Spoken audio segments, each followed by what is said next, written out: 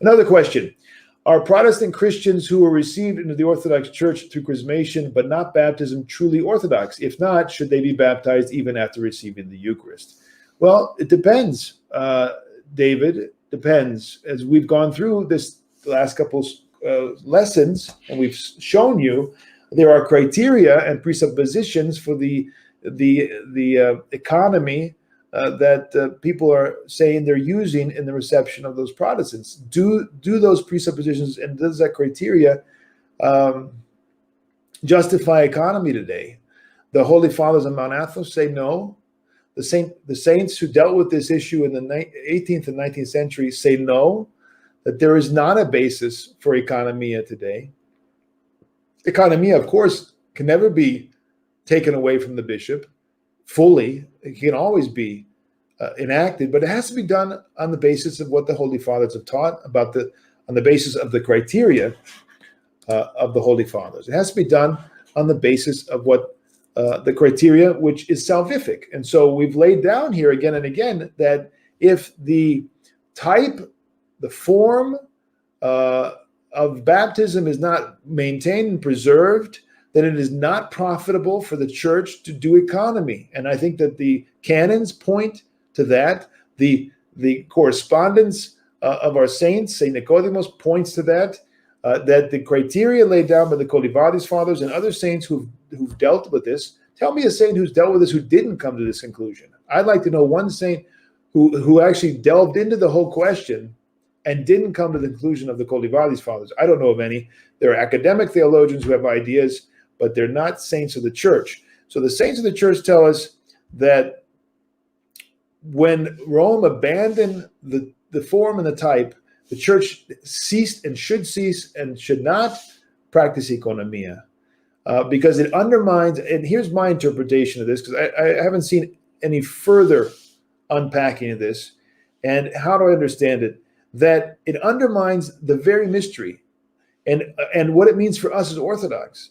And it undermines our practice of the mystery. When we receive, the heterodox who have abandoned the form of the mystery, and then what happens is inevitably we get infected with the same sickness, the same illness, spiritually speaking. We start doing the same thing, and that's true. If you go to many places around the Orthodox Church today, you will see priests who are baptizing like papists. I mean, extreme examples you can find in some of the Balkan countries where they're putting people's feet in water and pouring a little water over their head, and it's a mockery of the Orthodox teaching and Orthodox understanding of the mystery of baptism. So how did that come about? That came about through hundreds of years of considering baptism to be what the Latins consider it, just a washing. And if you wash over the head, or you sprinkle, or you pour, or you immerse, it's all the same. That's the Aquinas. That's what Aquinas says. We don't believe that as Orthodox. We believe that it's very important to maintain the integrity and the form and the type, the typos of baptism, and that is integral to the mystery. So if that has been abandoned, and it seems that it's being abandoned almost systematically across the board with very few exceptions, why are we practicing economy, especially when people are asking for baptism? They're saying, baptize me, and you still have priests saying, no, I won't baptize you. Why? What patristic precedent? What saint would do that? What Holy Father of our day has done that? What saint on Mount Athos has done that? Did Elder Ephraim ever do that? Did Elder Paisius ever do that? Did Elder Iacobos ever do that? I know stories that they did the opposite. There were bishops who said we should chrismate, and they baptized. There are stories of St. Paisius, St. Iacobos, and Elder Ephraim doing all of that. So on what basis are our contemporary bishops and priests saying, no, it doesn't matter. You don't need it.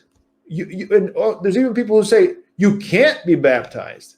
Well, that's at best an Augustinian interpretation, and certainly not an Orthodox interpretation in terms of patristic consensus. So I think that we have problems. We're not seriously examining our own tradition and listening to our saints and making decisions on the basis of their teachings, but we have other criteria, worldly, political, social, mental, psychological criteria that affect the way we carry out our mission to the heterodox.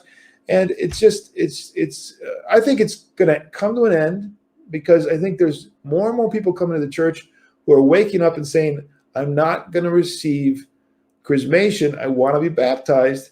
And eventually they're not going to be able to enforce that any longer. So that's my answer for you, John. I'm sorry, David. And if they should be baptized, all I can tell you is what they do on Holy Mountain. The Holy Mountain, they consider these errors and they correct them. So that's what the fathers on Mount Athos have done for decades, and if not much longer. And holy men of our day have done that. And I know of Monophysites who were baptized by the disciples of St. Paisios on the Holy Mountain. So if we're going to follow the saints, right? Don't we follow the saints in the Orthodox Church? Isn't that what we're supposed to be doing, following the Holy Fathers? Well, that's an example of a saint in our day, holy Elder Isaac on Mount Athos, beloved in Lebanon, one of the great elders, disciple of St. Paisios. He baptized a Coptic monk who wanted to become Orthodox. And we saw in Canon 95 that that's perfectly within the realm of a proper interpretation of Canon 95.